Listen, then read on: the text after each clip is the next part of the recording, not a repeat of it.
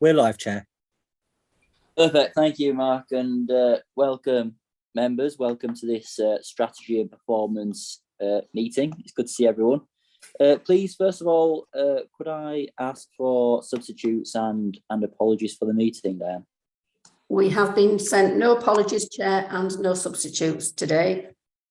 Perfect. Thank you very much. Item number 2, members' interest. Does any member have an interest on anything on the agenda? Yeah, Councillor Carney. I don't know whether it counts, but given the nature of what's going on today, I'm a complaint manager for a bank. So, you know, it's not a pecuniary thing, but don't know, I'll leave it up to the folk that know about these things to decide as a...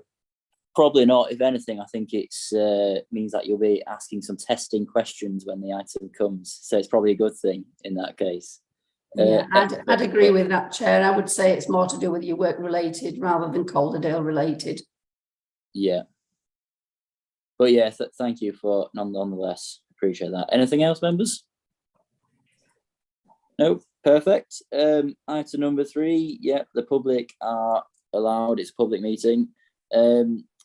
Or a meeting in public, rather, not public meeting. Item number 4, minutes of the last meeting on the 23rd of are there any comments with regards to the meeting minutes? No. In that case, can I please propose them as a true and accurate record? Can I have a seconder? Yep, sure. Councillor Barnes. All those in favour? Okay, and that is passed. Item number 5, there's no deputations. Item number 6, okay, on to the meaty stuff. So we've got the annual complaints and compliments report. Please can I invite, is Faye on screen? I know we've got Tony. Welcome, Tony. Hi.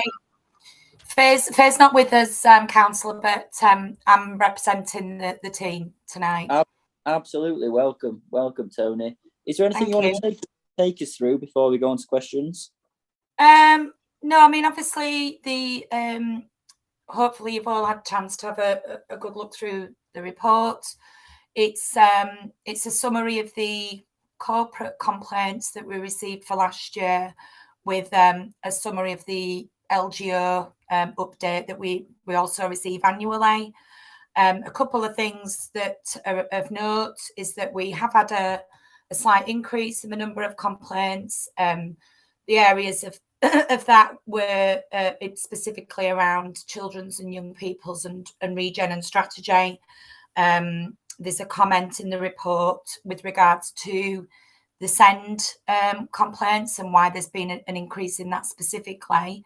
But there's been a considerable reduction in public services, which is obviously very promising to see. Just in terms of the percentage of complaints that we upheld, roughly half are upheld and half not withheld, and then there's a proportion of those that are withdrawn. The main reason for complaints is around policy and service decisions, which is something that we would expect to see, with the next category being around service delays.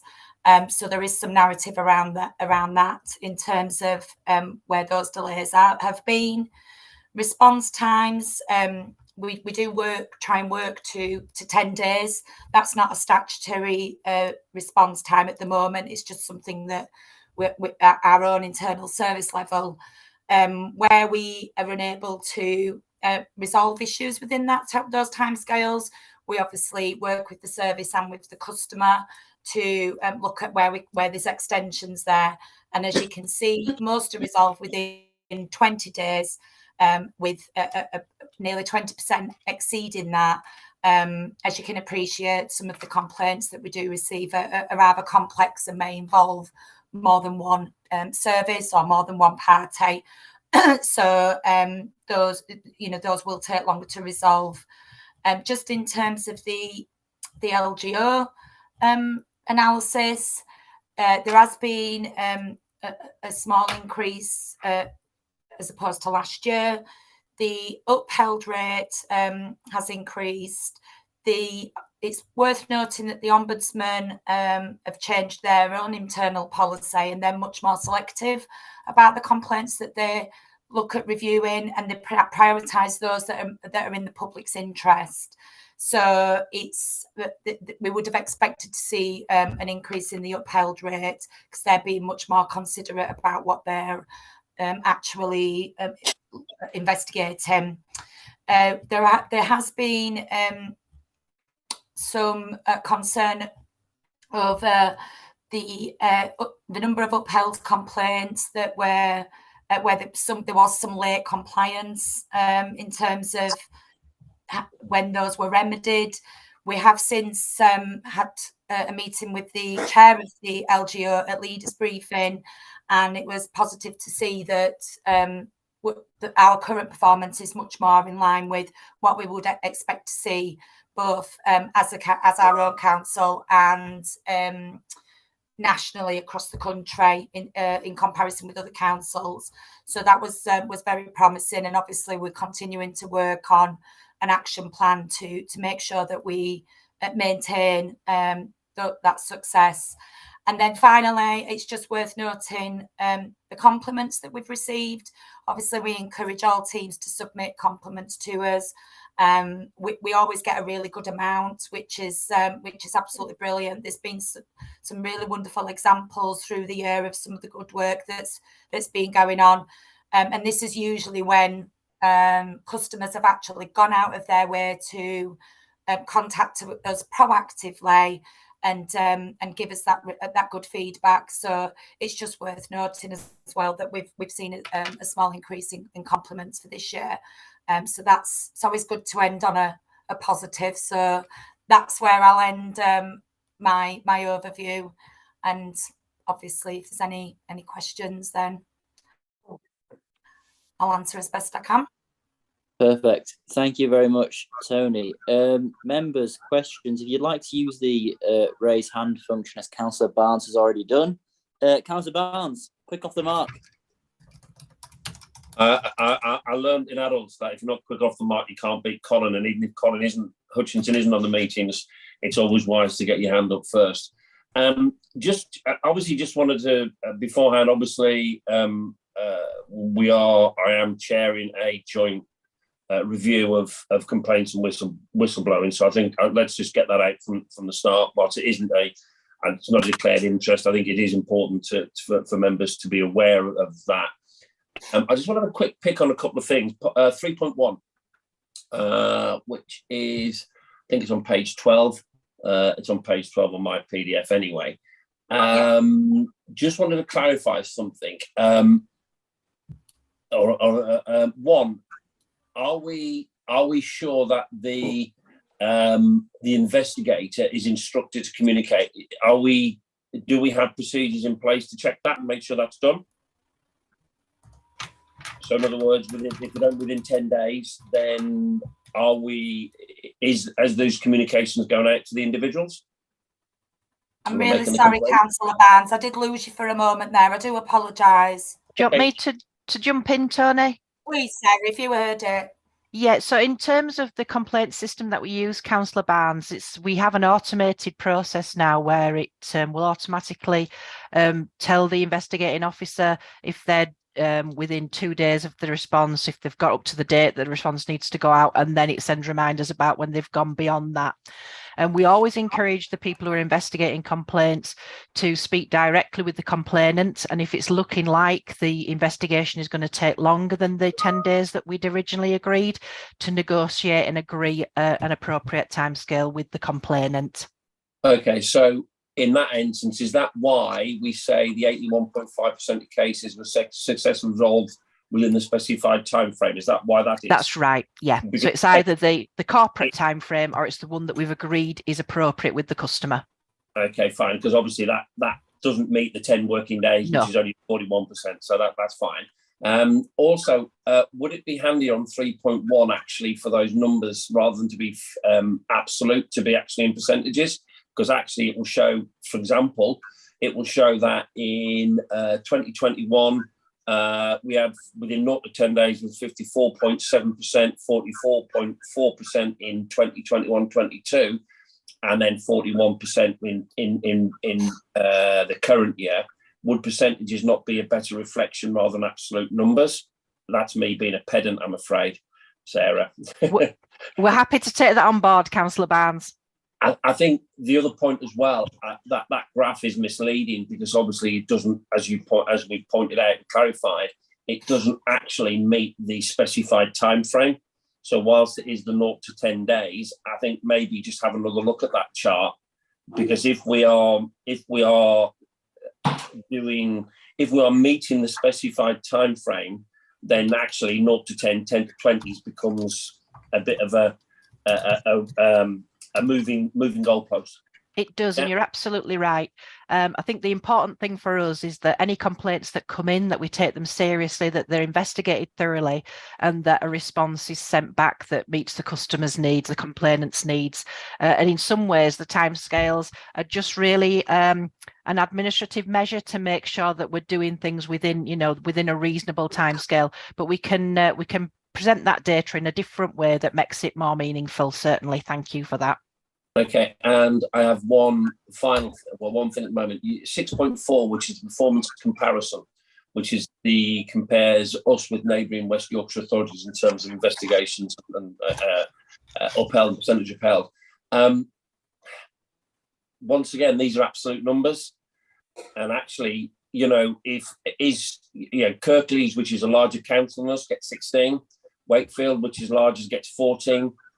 Is Bradford 1.7 times the size of us? Leeds 2.46. So whilst it's great to see 20, I think we need to also see exactly how we are comparing with these other councils, and absolute numbers don't really compare against the magnitude of those councils. So is it possible to have another look at that particular performance chart? I think I'm gonna. I did say I was a pedant. I did say I was a pedant. No,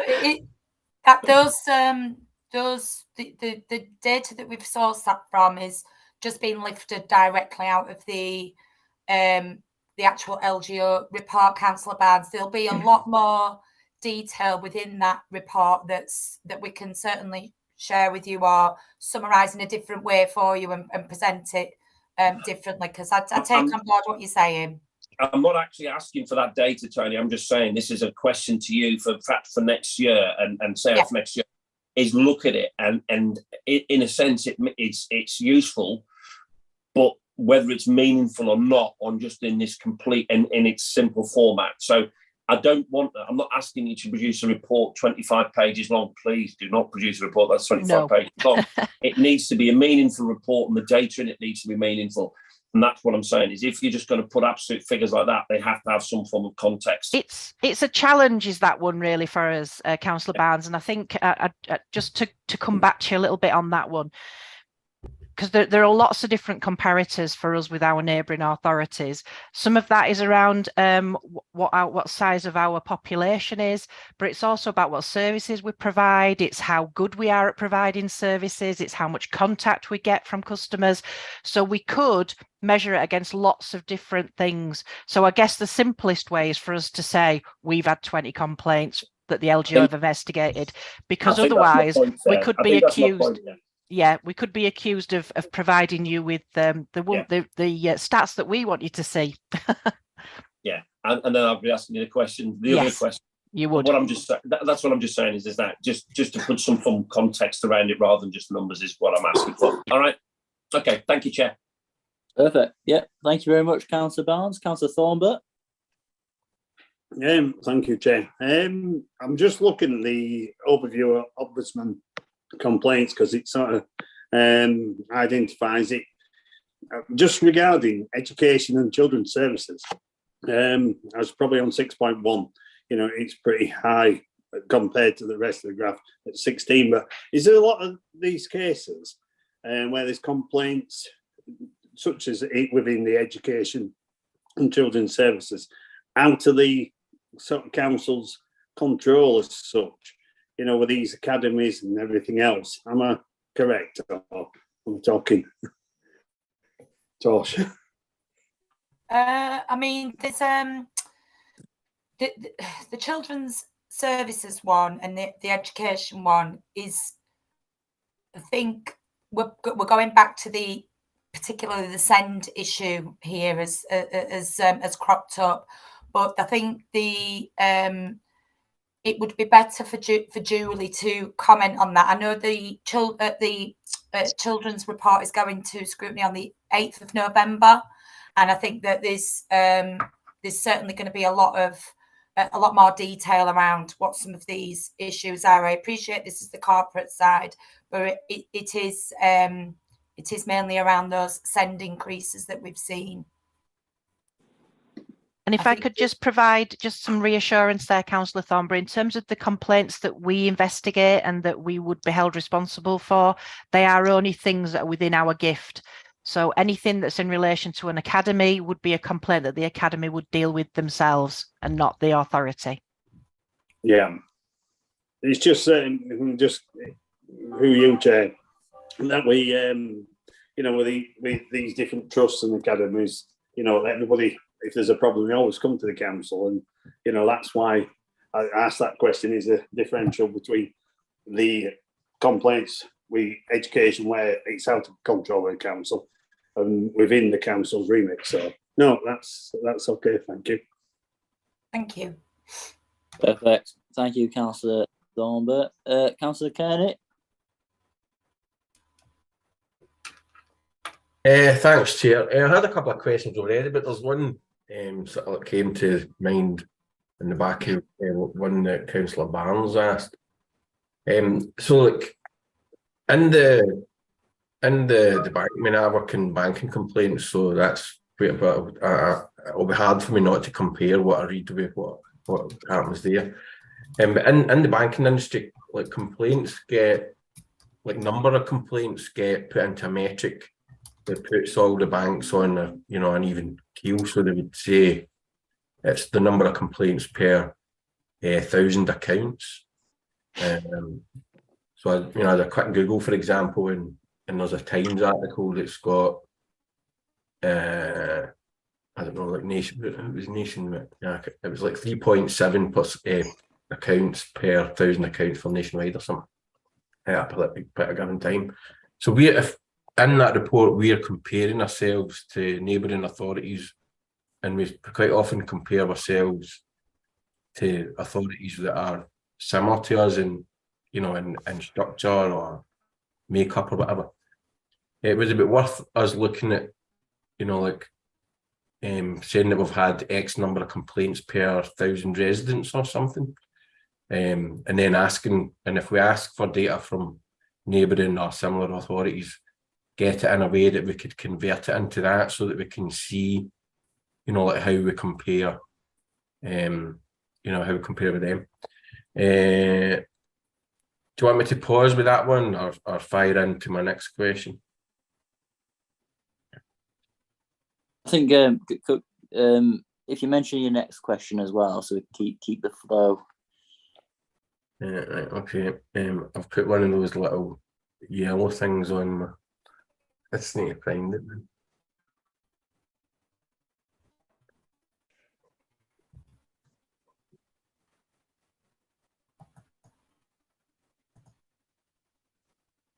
Well, in that case, help you out, if I can. Let's let officers. Found it. On you go then. Like, do you want to answer that, or do you want me to go in with my next one? Shall I jump in there then? Yeah, please. So the short answer, Councillor Kearney, is that we can do whatever you want in terms of comparison, but just to make the point that the comparison that's in the report is, as Tony said, lifted directly from the LGO annual report that they sent to us. So it's their comparison, not ours.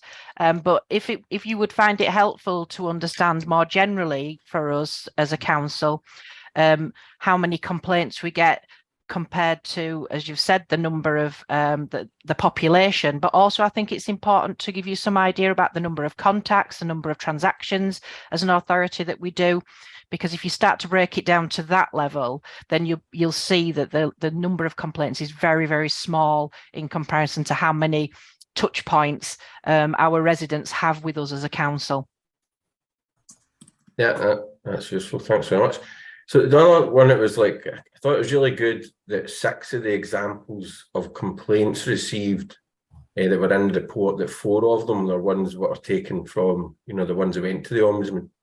And that suggests to me that those complaints are looked at from the point of view of learning from what the Ombudsman said, with a view of maybe deciding how to, to change how things are done.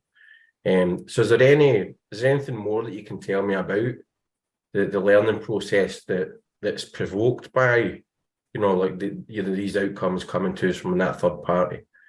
And if there's any processes that have actually been changed as a direct result of, so for example, the first bullet point in there was 4. It says what we should have done. Do we now, do that in all those cases, or do we say, right, if this and this, then we're going to, copy what the Ombudsman said that we should have done? And there's actually, and there's possible learnings like that in all 4 examples. So I'm just wondering, it'd be really useful to find out, look, what these changes in the decision that we made as a council, if how that provokes the council to be in the, afterwards.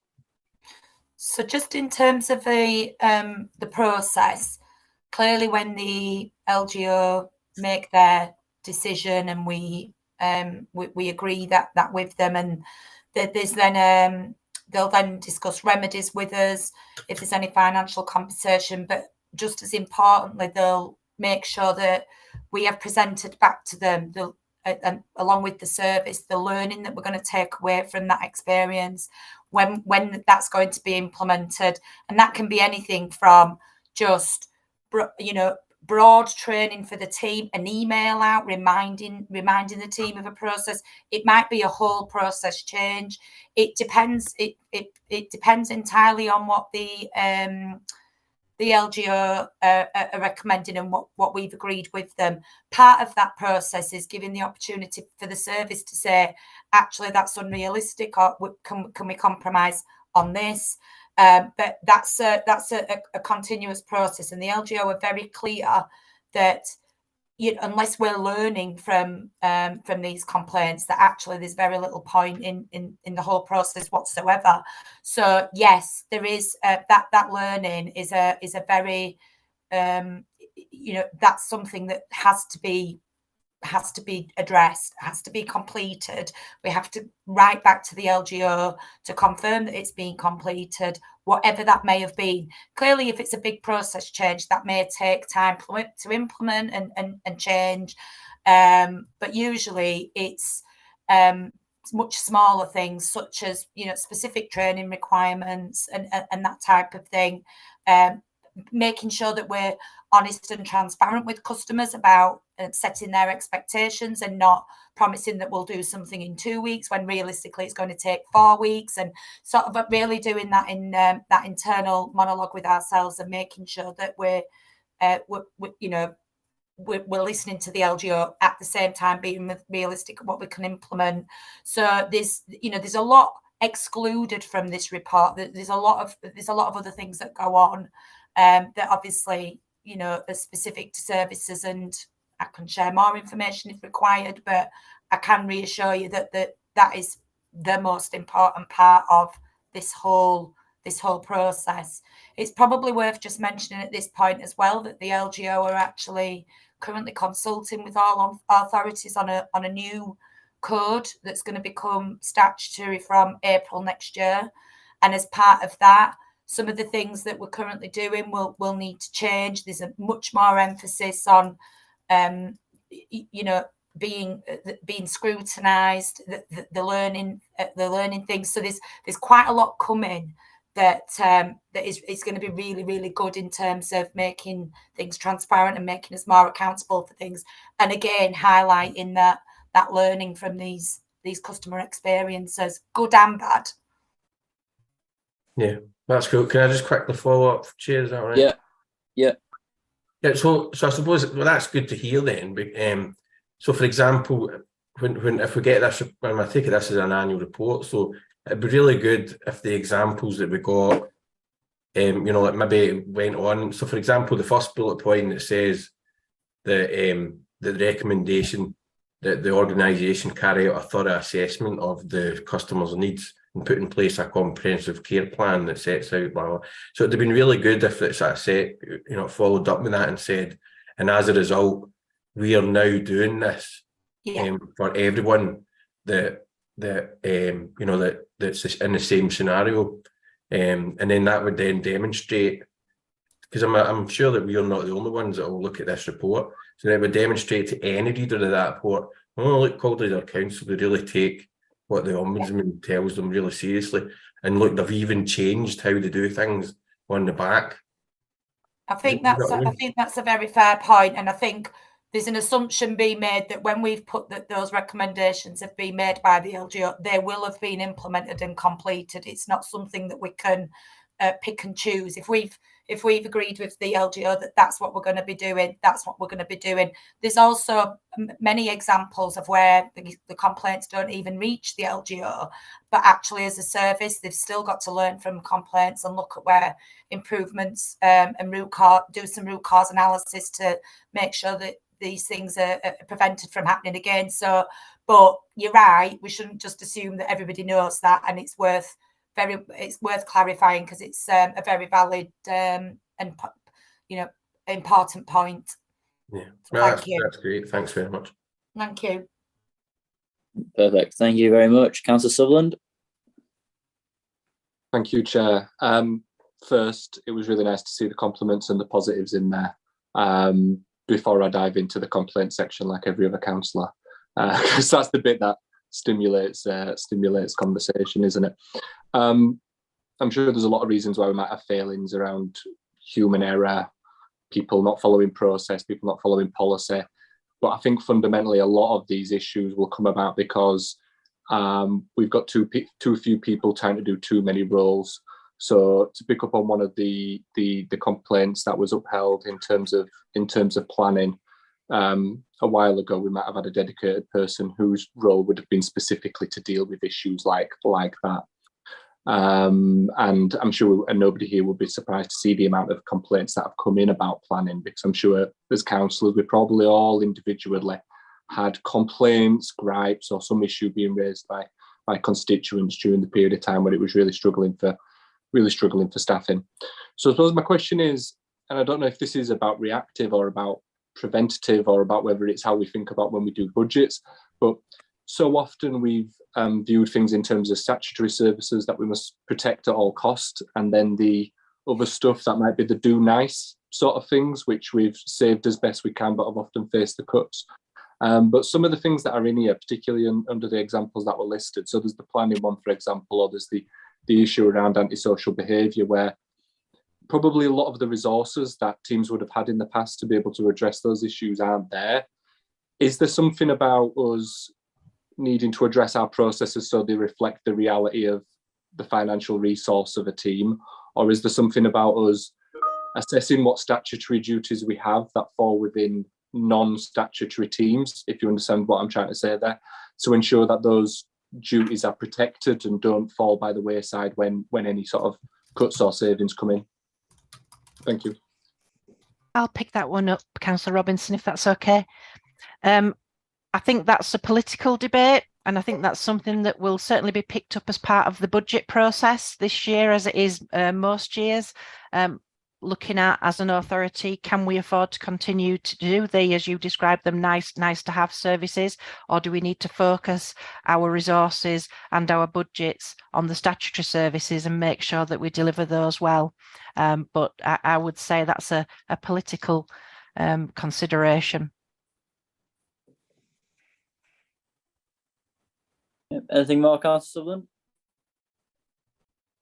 I suppose only to say that there's the political side of it. I was thinking from the officer side of it, it can be very challenging when there's savings come into your service to be able to proactively defend some of those little statutory duties that you don't think are ever going to cause a problem until a complaint goes to the LGO, and then it becomes a bigger issue.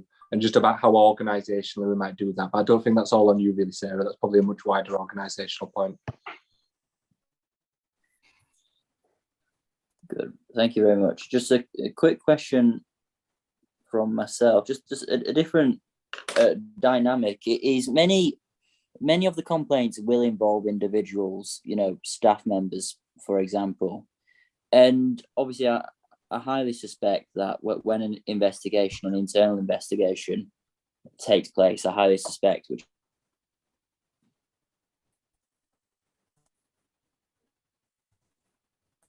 which I know it will be. My question is, though, it can be quite demoralising for staff members when they've had a complaint or against them, their conduct, or the way they've acted, and then it can be quite demoralising for them and how they conduct themselves in the office and for their career aspirations. All of these concerns go through their heads.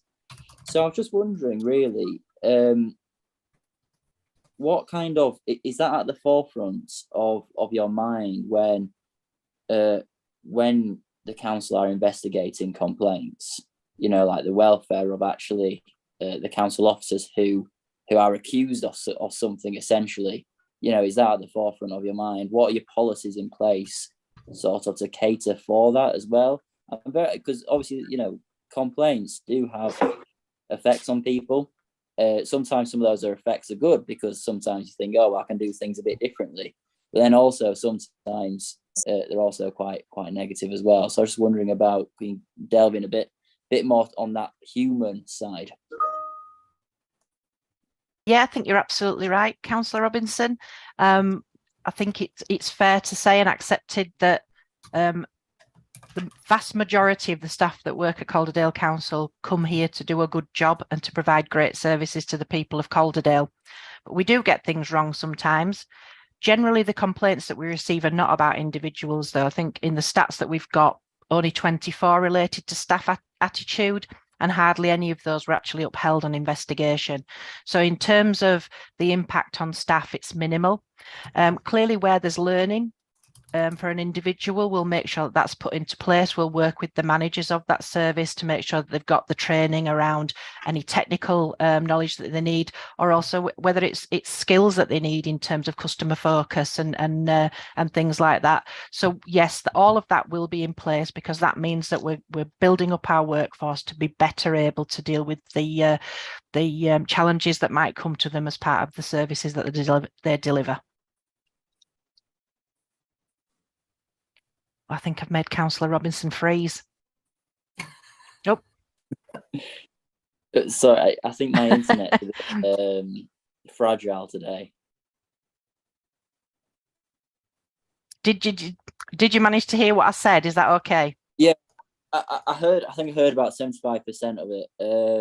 So yeah, basically it's the forefront of your mind. That's what I summarised. But also that only 20 cases were relating to individuals. So that's what I heard. So yes. So yeah, I think that answers my question.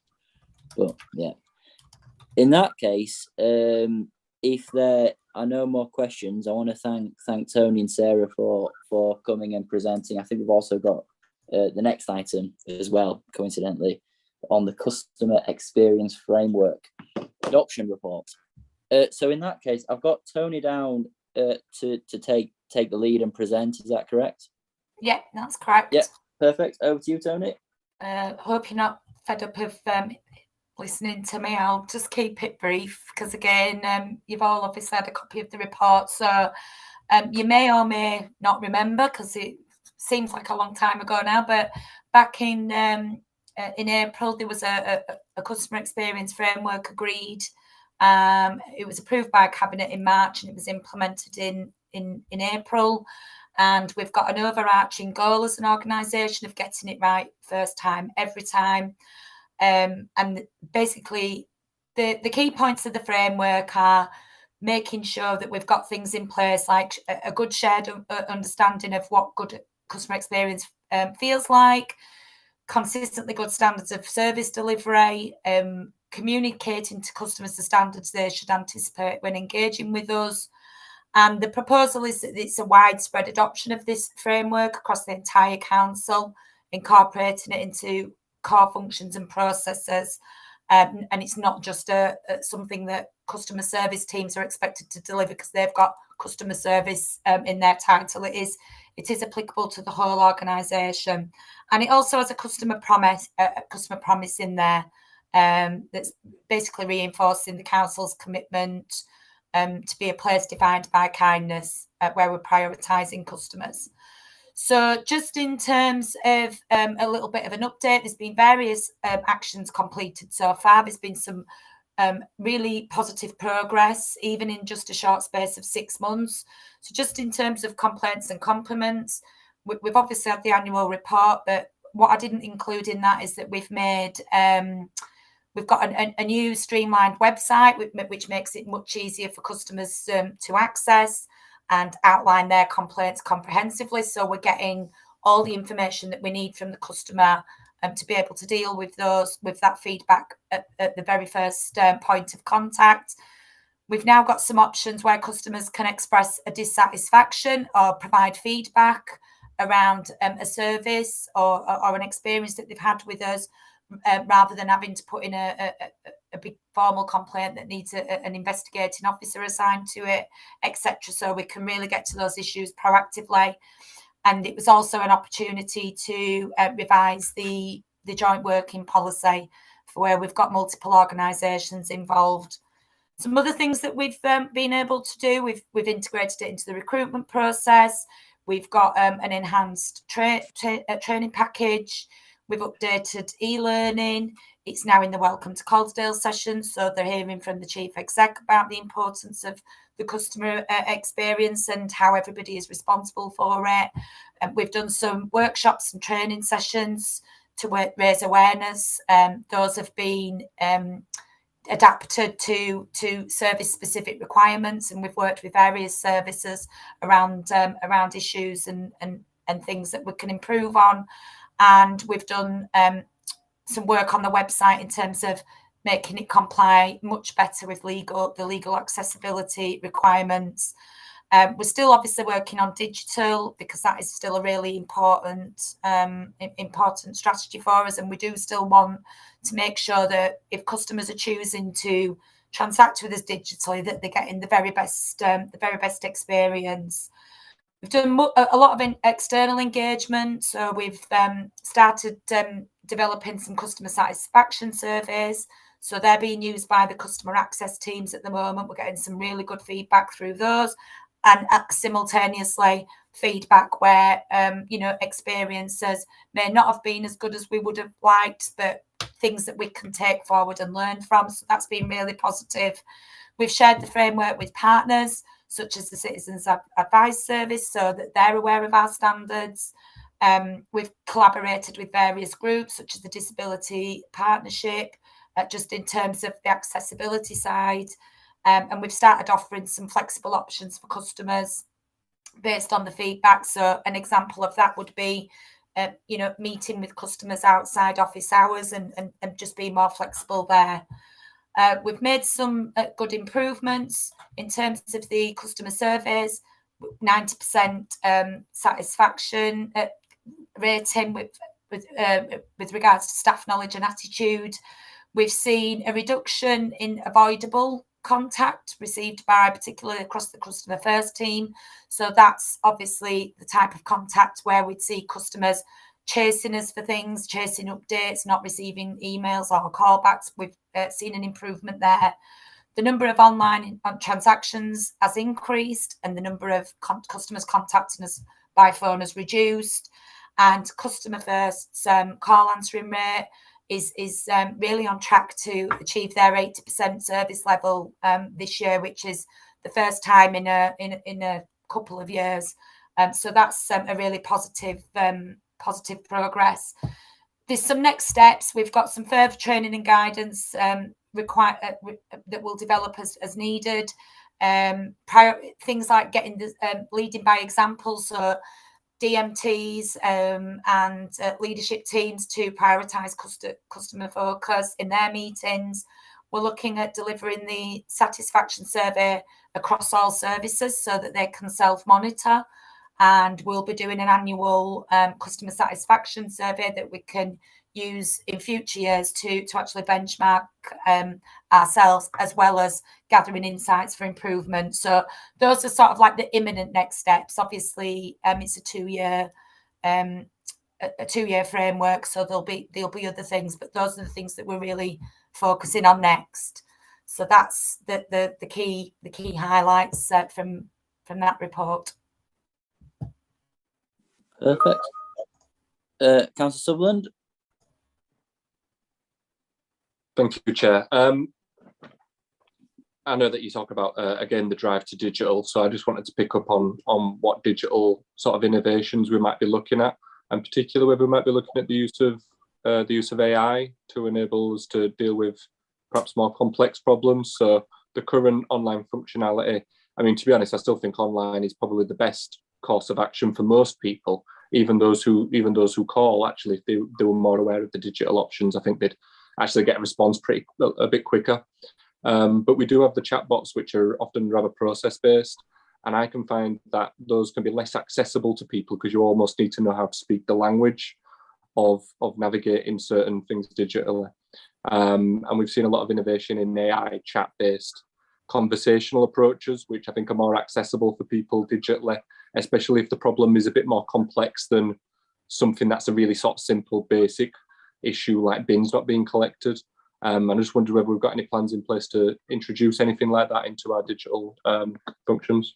So part of the programme of digital work that the transformation that we're undergoing in customer services specifically, as you've mentioned, we did have a virtual assistant, and we've just migrated that over to a digital assistant, and that digital assistant is much more of the type of interface that you've just been describing. So just in terms of the conversational elements, the machine language and the learning processes around that, and it learning as it goes along. It sounds a bit futuristic and a bit woo, but that's obviously where we are with the technology. And what we're currently working on with the supplier is that the conversation will happen with the customer almost seamlessly, so they don't even really know that they're speaking to a bot. And what it'll do at the same time is actually integrate itself into the system. So rather than the customer, for example, saying, my bin's been missed, and the chatbot saying, here's a link to report it, it will actually say, okay, thank you, let's take a look at that. What's your address? And it'll go back to the system and look at the update from the waste collectors, and then it can go back to the customer to say, I'm sorry, there's been a delay on your round today, they'll be back tomorrow, or there was access problems. So it can repeat back what's on the system. If it's a legitimate miscollection, it'll record all the information from the customer as if somebody was just talking to them. So that's all innovation that we know is available. That's something that we are currently working on. There's other things that we're looking at, such as AI on the phone. So again, the phone will we don't need an advisor to be having some of these interactions with customers. So like the bot will be having a more conversational approach with the customer, we can do the same over telephony. And again, that can go back to the system through the integrations that we've got and check customers' details and those sorts of things. So it obviously takes a little bit of development, and there's several resources required for that, and obviously IT being quite a fundamental one for that. But these are things that are well within our reach, and something that my deadline for some of this to be implemented is by March next year, because we've been working on the digital assistant for some time. So hopefully you'll start to see some of those innovations, and as soon as they're available, I'm more than happy to share them with people so that you can actually have a go yourselves and see for yourself the capability of it. Do I think that's actually a really, really good point, and a really good response as well. It's a really good thing which I've long advocated, and I think it's a really good thing you're doing there. Interestingly enough, I was actually in a meeting the other day, and they mentioned that ChatGPT is absolutely horrific for the environment.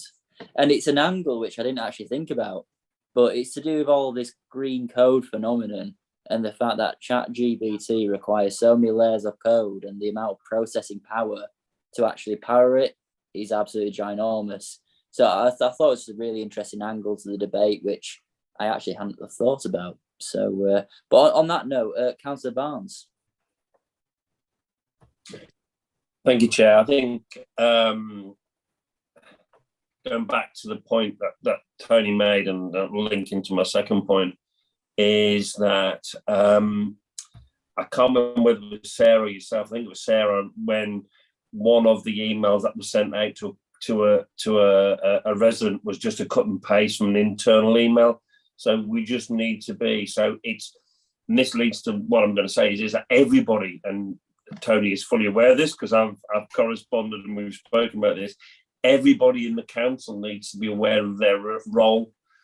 I can see it. So yeah, okay. I can see the smile, Tony. Everybody in the council needs to be aware of their role within this process. So how are we? And this goes back to, I think there was a common council. How are the people who are doing this being brought into this, being brought along, it being embedded? This needs to be embedded from throughout everybody, from the top right to the bottom. Because if anybody drops out of that process, it'll collapse like a deck of cards. How is that happening, and how are the individuals within that being brought on board and feeling about this? So just obviously, I know what particular examples you're referring there, Councillor Barnes, and yes, we did have extensive dialogue over that. So one of the first things that we did was we actually held a workshop with that team and used some of these responses as a scenario and talked about what was wrong with it, what we could do differently. It's really important for colleagues to know that when they're inputting into a system, that can be presented to a customer at any time, but whether that's through automation, whether that's through cutting and pasting. Clearly, if we want systems to be automated and there to be no human interaction, we want whatever's being input to be acceptable and make sense when it's presented back to the customer. So I just want to make assurances that we are working with teams on that. The one thing that we are trying to do is introduce as much limit the free text as much as possible and let the system generate a lot of it for us. So that will totally reduce the potential for that sort of communication to happen. But I think it's just working with colleagues for them to understand how something that they've done just in haste as a quick update could then make its way down to the customer and actually cause more problems than it's solving. So, you know, part of the work that we're doing through embedding this framework is to actually make sure that people understand what they're inputting, to make sure that it makes sense, to make sure that they're using plain English, not jargon, because that's another thing that can cause problems for customers and means that they'll be giving us a call back to say, well, I've received this update, but what the heck does this mean? Because they just don't know how we speak in local government. So we are doing some extensive work on that. So hopefully you'll see an improvement. I know I certainly have, and my own teams have seen an improvement. So if you are coming across instances where we do need to work with colleagues, then just let me know and we'll pick that up. Chair, can I come back, because I'd like to just confirm what Tony said then, and you know, that was an incident, and obviously we discussed it at length, and I have seen that lessons have been learned. So I think I would just like to put that on record for Tony and the team, that, you know, they are learning. This is 6 months in. It's not going to happen overnight, and we are starting to see those sort of very thoughts embedded within everybody, and I think I just wanted to make that clear. All right, thank you, Chair. Thank you. Perfect, thank you. Councillor Dickinson. Thank you, Chair. This is a question really about the functionality on the with regard to the phones. the aspiration is to make sure that calls are answered within 10 minutes of initial contact. Obviously, everyone would prefer that to be quicker. It's not always going to be the case. But I did notice as well that it says that that you aim to answer 80% of all calls, which strikes me as that therefore 1 in 5 are going to get dropped for any number of different reasons, which may include getting to that 10 minutes and starting to lose the will to live.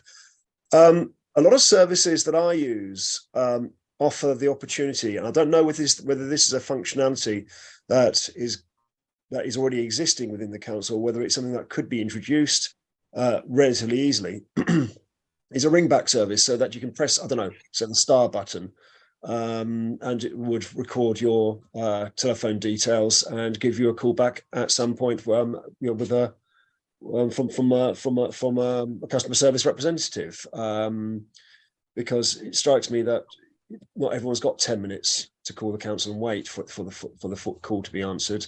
If it's a bad day for it, and I do appreciate there are bad days, because our bad days been with organisations that I contact, commercial organisations who really should be paying a lot more attention to answering the phone, and whether that is something that could be able to assist. Because I did notice that you also have the answer phone message service aiming to get back within 24 hours. The thought basically along those lines is that, to be honest, I think a lot of people know if their call is urgent or not, or whether it's something that could be dealt with a call back at a later point in time, unless you've got those persistent, vexatious callers. And I don't know how many of those there are, whether you keep any kind of numbers on those as well. That's not really a question that I'm asking tonight, though.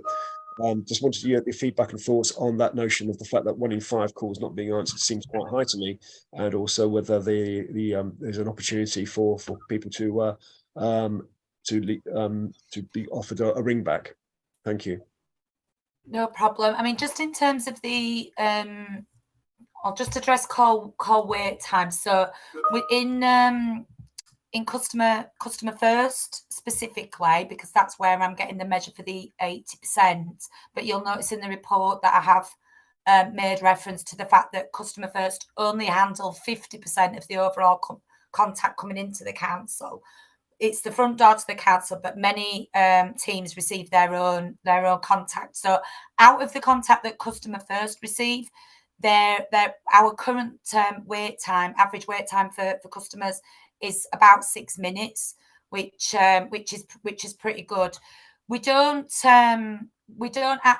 always see the 20% drop off as a failure, because, like you've said, there could be different reasons that attribute to that. One of them being that we do prompt customers to go online and point out certain things. So, say for example, when it's flooding, and customers may well be worrying about X, Y, Z, or there's a flood alert gone off, we can just put a message on the phone that the customer might listen to and think, well, actually, I don't need to speak to anybody, and just hang up at that point. So we'd see that actually as a positive, rather than them hanging on and speaking to an advisor, because that means that what we've done is working, because we've let the customer know that information. So that's just a couple of points on that. In terms of the technology, you're absolutely right. There's much more we could do on the phone line. Unfortunately, the current technology that we've got, that we're using for our telephony platform, it doesn't really allow us to do very much, I'll be perfectly honest. But I have just recently submitted a business case through to IT, because the procurement for this telephony software is due to be renewed next June. So we'll be going out to tender and looking at different suppliers. And as part of that, we'll be looking for much more flexible options on our telephony, including things like recognising that the customer's ringing from a mobile and saying, would you like us to give you a call back? Doing the AI part, so actually doing the conversational stuff with the customer without the actual need for a human person. So it's it's a big area. There's a lot of things we can do. And I mean, if you look at our nets, we do benchmarking with some of our neighbouring authorities, and it's there's some that are down at 50% and they've never been able to recover their recover from COVID. They're still getting really high volumes of calls. We're only getting 24% of customers contacting us by phone, and the rest is that they're going online or they're using chat. So we're seeing all these things as really positive things that are moving in a good direction. And the service level, we've managed to increase that by nearly 10%. So it's all very positive. Albeit, I understand that when you're on the other end of the phone and you're waiting for somebody to answer and it's taking longer than is reasonable, it's extremely frustrating. So those things that you've talked about, we definitely do want those, and we're working with IT on that next update for the software. Thank you. If I may, Chair, just one follow-up in that regard, and it's by virtue of the fact that you've mentioned that the telephone is going up for re-tendering or whatever the process is. It's something that came up when I was previously on the Strategy and Performance Board with regard to recording telephone calls for training and purposes. But at the time, the focus seemed to be by virtue of the fact that managers were obliged to ring up and apologise to residents for alleged rudeness by staff. And it just struck me that having a record of the conversation would help protect staff from those accusations and therefore not require managers to abjectly apologise for something that they didn't actually have 100% proof of in the first instance. So I'm wondering whether that could be also part of the tendering bid if it's something that's within the scope of the telephony bid in relationship with IT on that one. Yeah, I mean, we did use, I don't know if you recall, but in the past we did use to record phone calls, and then when they introduced the changes for customers that when we were taking card payments, for example, they had to stop that recording of phone calls. But it is something that I've put in the spec for the new software, because it, like you say, it does come in handy. Yeah, I think it'd be a way forward, but I also recognise the difficulty from card payments, for example, from that point of view. Yeah. Thank you very much. Absolutely. Councillor Thornborough.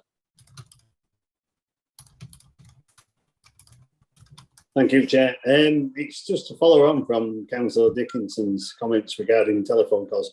I welcome the time it's taken to answer and was getting a lot better, but is there a case to use more automated services, such as if it's a planning issue, it can be directed directly to someone at the planning department, and then or if it's an highway issue, highways department, because even though it's the first customer first port of call, there's a lot of sending messages out, and I know it probably give officers in, like, say, planning and highways time to, they aren't put on the spot straight away, but there's a lot, it's that time between customer first sending a message to highways and getting responded. If they can contact someone directly at highways and someone in planning and other services, would you think it'll save more time and give more of a customer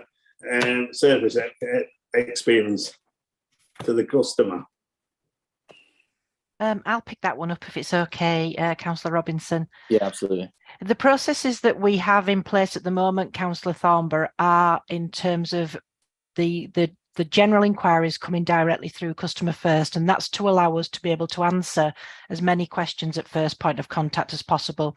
And I think we're up to something like 85% of calls that come through customer first are resolved at first point of contact. So that tells us we've got the balance just about right. I appreciate that there are some challenges with getting responses back from some services that are particularly busy and have their own challenges around resources and dealing with the volume of work that's coming in at the moment. So it's something that we will keep under consideration and under review. And if there's a more effective and efficient way of dealing with those inquiries, we absolutely will look at that. But at the moment, we don't believe that it would improve the service to provide those calls directly into services such as planning or highways, but we will continue to keep it under consideration. Thank you. Thank you. Yeah, Councillor Carr. Thank you, Chair. I also heard this week that sending reply all emails is bad for the environment, so we could probably all cut our carbon footprint considerably, couldn't we, at the council? Oh yeah, I second that. It's not so much about the tech, but more about the kind of customer satisfaction recording of data. And this, I couldn't find it in the report, but it may be there. Do we have a fairly robust kind of mystery shopping component to gathering the customer satisfaction or to monitoring it? Because sometimes part of the issue, isn't it, is that you only ever get feedback from people that are particularly cross or particularly invested or, you know, particularly helpful, and that probably isn't a huge amount of people that contact the council. So do we have anyone that's just going in to test the services at the moment to contribute to that feedback? So just obviously, I wouldn't really call it, we haven't got a mystery shopping, to answer your question, Councillor Carr. We don't have a mystery shopping, but we've only had the customer satisfaction surveys in place for a very short space of time, and particularly on the telephony side, where they're just we're basically saying to customers, do you agree to a survey being sent? And they say yes, because we've got to get consent from them. It then just gets automatically sent out, and the customer fills it in, or they don't. It's very, very straightforward for them to do. And I would say that for a survey where normally you get quite a low uptake rate, at the moment we're seeing about 30 or 40% of those being sent back to us. So we've got a really good feel that actually we're doing something right there, which is great. And I think we've tinkered with the survey a couple of times to make sure that we've got it to a stage where it is just very simple for customers to complete, but at the same time we do get meaningful information, and the customer has an opportunity to tell us either good or bad about their experience. So we're really seeing that's working for us at the moment. And yeah, you're right. Most people, there is elements of people will tell us if they're extremely cross or if they're extremely angry. But at the minute, whether it's because it's a new thing, I don't know, but we are seeing a really good uptake rate. So we're quite satisfied that we're getting a good proportion of feedback, and that is honest. And customers have been willing to share that with us, which has been really positive. We are going to be publishing some results on that. So again, we'll welcome feedback on the questions that we're asking, or if it's something that you want to share with your own constituents in terms of a mechanism for them giving us feedback, then we'd be really happy for us to do that. We have got a QR code that customers can just snap and take, so we can share that with you, and then you can share that as you need to. Yeah, brilliant. That's great. Thanks. Perfect. Thank you very much, Councillor Kearney. Thank you, Chair. Yeah, so this question, it's really about like complaint definition. So like when I learned about the series of events that led to the review and care provision that's triggered the detailed scrutiny on the complaints procedures and whatnot, I felt it was highly likely that they either didn't have a definition of a complaint, or if there was one, it was maybe wasn't very succinct or easy to use. I wasn't able to find a definition of complaint that the council works with, and I couldn't see one in this document, which is where I would have expected to see it. If we did have one, then it means that every interaction with a resident / customer or a visitor to the borough could be compared with the definition, and if it matches, then a complaint can be logged and dealt with as such. Even if the complainant tells us they aren't complaining, we might decide to still deal with it as one. Like the LGO definition is it's quite good. I felt it's an expression of dissatisfaction, however made, about the standard of service, actions or lack of action by the organisation, its own staff, or those acting on its behalf, affecting an individual or a group of individuals. it differs from the Financial Conduct Authority one, which I'm more used to working with, because it says that a complaint it counts as a complaint whether it's justified or not. So that's missing from the LGO's one. Have we adopted that? If so, it would take away the feeling that, you know, the person that takes a call or opens an email, they'll feel the need to respond.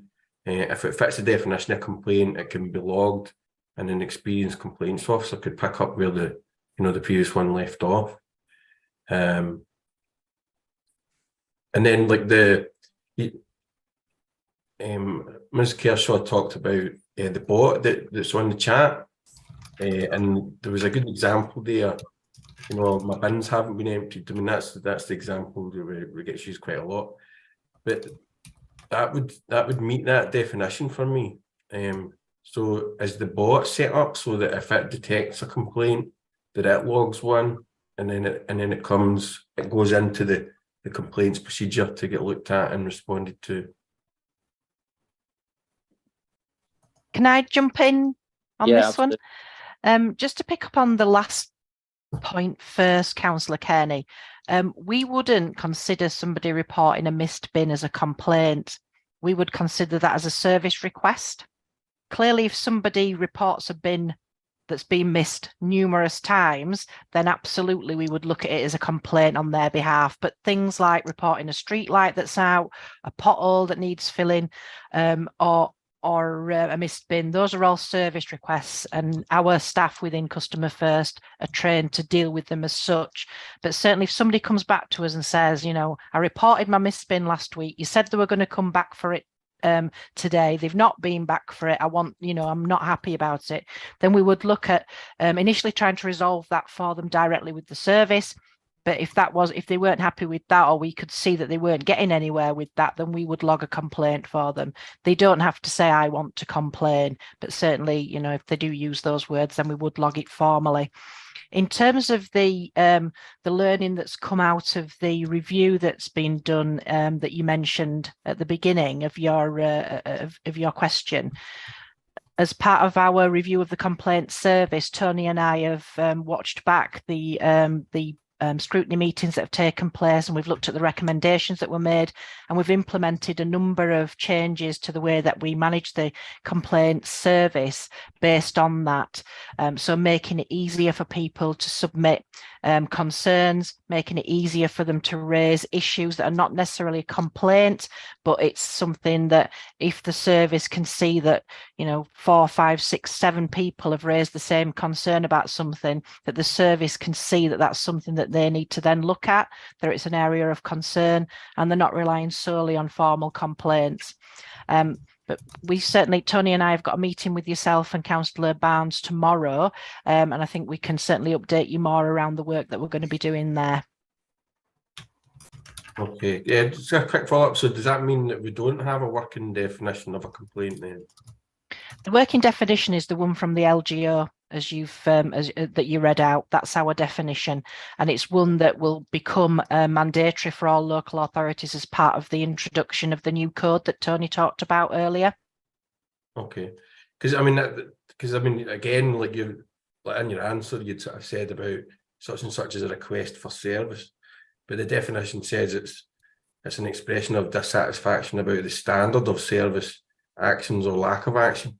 So if a customer expects a certain standard of service, and in their eyes they don't think it's been met, then, you know, that meets the definition of a complaint for me. I mean, what I'm talking about would, you know, it could exponentially increase the numbers of complaints that we start reporting. But if that's the definition, then, you know, then we need to use it. We can provide some more information for you around the LGO definition, because they do recognise what is a service request, because, you know, dealing with local government services, they know that a lot of information that we get through, or a lot of requests that we get through, are for service as opposed to making a complaint. So happy to share that with you, Councillor Kearney. Yeah, that'd be useful, thanks. Perfect, very good. In that case, I don't have any more questions.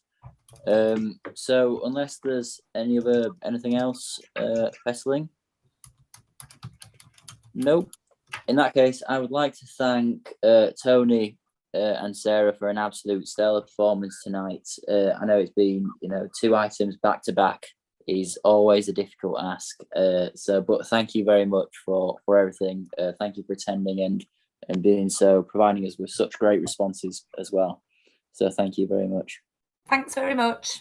Perfect. Have a good Thank evening, you. everyone. No, Thank have you. a good evening. Bye-bye. Thank you. Bye-bye. Bye bye. I won't use the typical response where it's like, enjoy the rest of your evening. When you say enjoy the rest of your evening or something, or your evening's been taken up with the meeting. So I won't give that.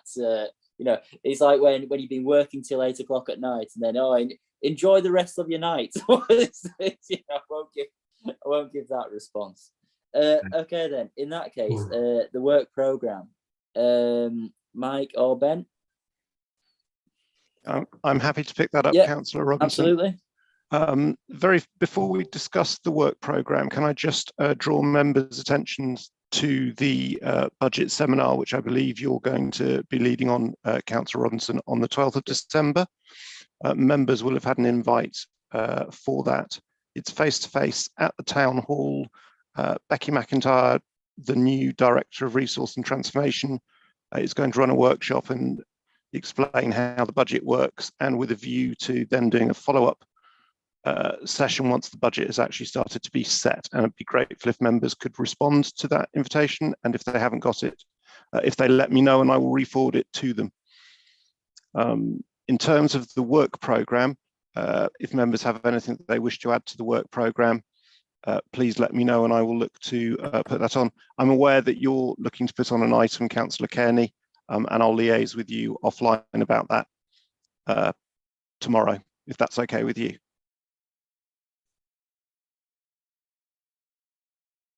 Perfect. Yeah, that's fine. The only thing is, like, I'll be away from home tomorrow and Friday. I've got a union event, so I don't know how available I'll be. And I'm struggling looking at my diary. We can pick it up week after next, or whenever suits you. Right, cool. Very good. Is there anything from members at all for Ben, or indeed any items that we want to see on future meetings? No. Well, as always, if there is, then do let us know. But I really do think that this 2-item agenda, I think it does facilitate discussion, and I think it's a really great thing. It allows us just to deep dive a little bit more into the items rather than squeezing them in. And I think especially when we've got officers who take the time to put these reports together, I think it's only right that we give them, scrutiny, which probably they think, but I think it's only right that we dedicate a lot of time to each individual report. Good. If there's nothing else, then in that case, meeting closed. So thank you very much for attending, and all the best. Thanks, Chair. Thanks, Chair. Thank you. Bye-bye.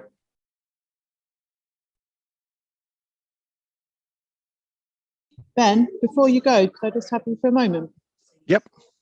Only I emailed you earlier. You know about this budget? I'm sorry, Councillor, but if I end this meeting now, it will just cut you off. We are still live, I'm afraid. Oh, okay. I'll text you. All right. Thank you. Sorry, Diane. Yeah. All right.